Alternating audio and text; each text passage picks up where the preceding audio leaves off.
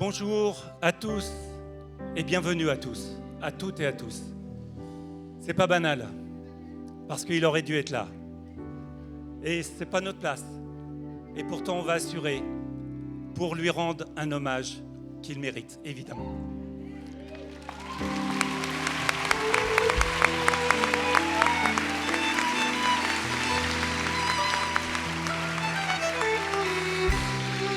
Comme la plupart d'entre vous, il y a un mois à peu près maintenant, nous apprenions ces terribles nouvelles sidérantes et impensables. Carlos, notre frère et ami, avait cessé de vivre. Nous avons su par la suite que ce samedi 12 octobre, il y a maintenant un mois, qu'il s'était rendu dans un supermarché pour faire des achats. Quoi de plus ordinaire? Et puis subitement un malaise. Sous l'effet de la douleur, son corps a vacillé. Et puis, soutenu par son épouse, il s'est affaissé sur le sol. C'est à ce moment-là que son cœur a cessé de battre. Dans un dernier souffle, Carlos venait de rejoindre la maison de notre Père Céleste. Accompagné d'Agnès et son épouse, le conseil de Paris Tout est possible, ici représenté, souhaitait lui rendre un dernier hommage avant de débuter cette conférence. Carlos avait depuis longtemps imaginé et retenu ce thème qui lui tenait fortement à cœur, la gloire et le réveil. Ce qu'il ne savait pas, et nous non plus, c'est qu'il allait entrer dans la gloire plus tôt qu'il ne l'aurait imaginé. Ainsi, le pasteur missionnaire animateur, comme il aimait se définir, que nous aimions et que nous avons accompagné depuis plus de 20 ans, est parti, sans un bruit presque, sur la pointe des pieds, pour nous devancer dans la gloire jusqu'au jour où nous le rejoindrons pour l'éternité. Quel homme, ce Carlos, un visionnaire, avec une fulgurance d'idées et de projets à la minute. Il était aussi un défricheur, un vrai bulldozer, un homme aux multiples compétences et par-dessus tout, un homme de relations. Carlos aimait les gens. Carlos a été pendant tout le temps de son ministère un pont entre les croyants des différentes confessions chrétiennes, qu'elles soient orthodoxes, catholiques ou protestantes, juifs messianiques. Lui, le pasteur évangélique, a su relier et associer ces différentes couleurs de la chrétienté pour peindre, le promouvoir de ce magnifique message de l'Évangile. De Carlos, j'ai retenu 3 aspects de son tempérament de leader. D'abord, le Carlos conquérant. Il aimait entreprendre partout et surtout. Il était rarement seul, car il aimait collaborer avec ses amis prêtres et pasteurs, accompagné de son équipe de priants de toute confession chrétienne. Il était au service de son Seigneur et du peuple de Dieu qu'il aimait. Avec ferveur et compassion, il encourageait, exhortait, conseillait, consolait. Il priait bien sûr pour les malades, pour les blessés de la vie, de ceux qui se savent pauvres, aveugles et nus, comme le dit l'Évangile. Par obéissance à la parole de Jésus, il chassait les démons, même si ce n'était pas vraiment sa tasse de thé. Selon les saisons spirituelles qui ont jalonné sa vie, il était tantôt pasteur organisateur au début de son ministère à Mâcon pendant 12 ans. Puis tour à tour, apôtre, prophète, administrateur pour Paris Tout est possible à Paris. Évangéliste, oui, enseignant lors de ses déplacements dans l'Hexagone, dans nos belles régions et villes françaises, comme Cergy-Pontoise, vous vous souvenez? Lille, Toulon, Toulouse, Demeringen en Alsace, Forbach, oui, ils sont là, les Alsaciens, en Moselle, Vannes, Rennes, et j'en oublie parce que la Bretagne, il l'a visité plus d'une fois, La Rochelle, Bordeaux, Orléans, Montluçon, Mâcon bien sûr, Lus en Saône-et-Loire, Gagnières dans le Gard, Rochefort-les-Avignons, Perpignan, Cognac, j'étais avec lui, c'est régalé. Et puis bien sûr, Paris et l'Île-de-France. Béziers, nous nous sommes rendus avec lui aussi dans les départements d'outre-mer, en Martinique, Guadeloupe, en passant bien sûr par l'île de la Réunion, où j'ai même vu les baleines.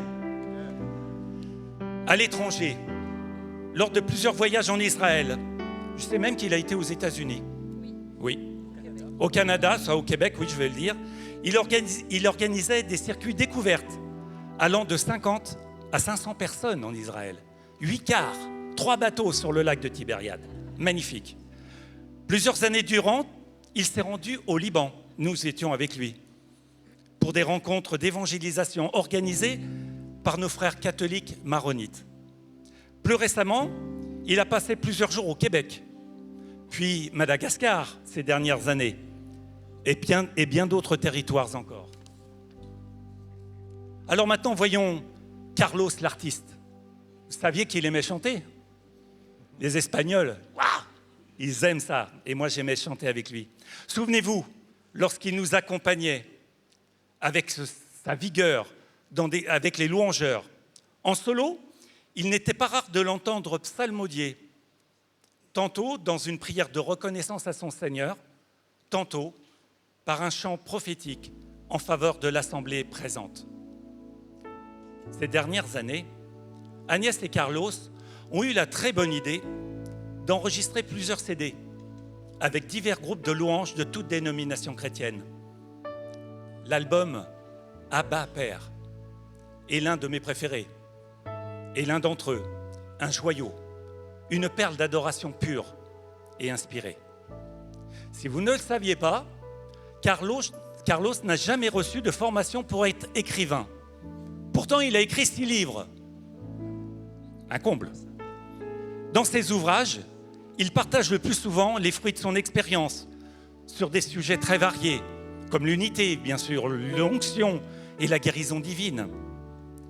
Il a écrit aussi un très beau livre sur Marie, l'humble servante du Seigneur, et son dernier ouvrage, Nos corps, ton temple. Vous trouverez tout ça au stand d'ailleurs. Pour terminer, parlons de Carlos l'animateur provocateur. J'aime bien ça.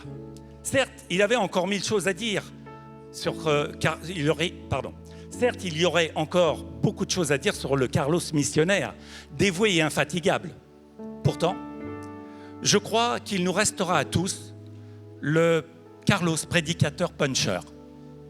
Le zélé de la proclamation de la parole de Dieu l'amenait souvent à nous interpeller, bousculer dans nos certitudes et dans les fondements de notre foi chrétienne.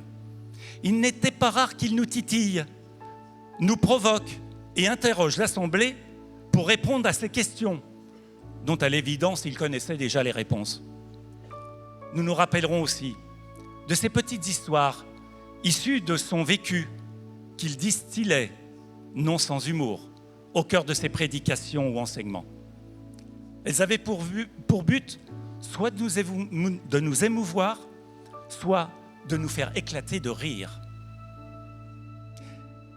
Aimer sans juger, reprendre avec bienveillance, provoquer sans blesser. Puis-je ajouter manger et guérisser? Tout cela faisait partie de Carlos. C'était son style de vie. C'était sa mission. Merci, Carlos, d'avoir été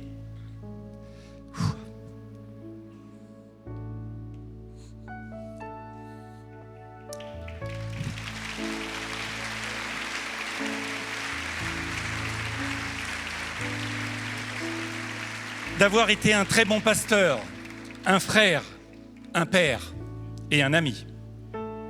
Merci d'avoir brillamment servi l'Église. Nous remercions de tout cœur, de tout notre cœur, le Seigneur, de t'avoir un jour imaginé, créé, puis appelé à le servir, ainsi que son épouse, l'épouse de son fils. Alors, avant d'entrer plus avant dans cette conférence, nous tenions aussi à remercier tous les ministres des cultes 13 ans, pasteurs et prêtres, louangeurs, techniciens, bénévoles, et tout particulièrement Jean-Luc Trachel, amis et partenaires historiques de Paris Tout est possible, pour leur aide et soutien précieux, tant logistique que spirituel. Merci à tous les responsables et coordinateurs des équipes de l'AIMG, MLK et de Paris Tout est possible d'avoir tissé un excellent climat de confiance et dans l'urgence, au pied levé, d'avoir répondu pleinement aux exigences de la mise en œuvre d'une telle rencontre. Et alors, comme il l'aurait dit, c'est le moment maintenant. Regarde ton voisin et dis-lui, tu as bien fait de venir. Amen.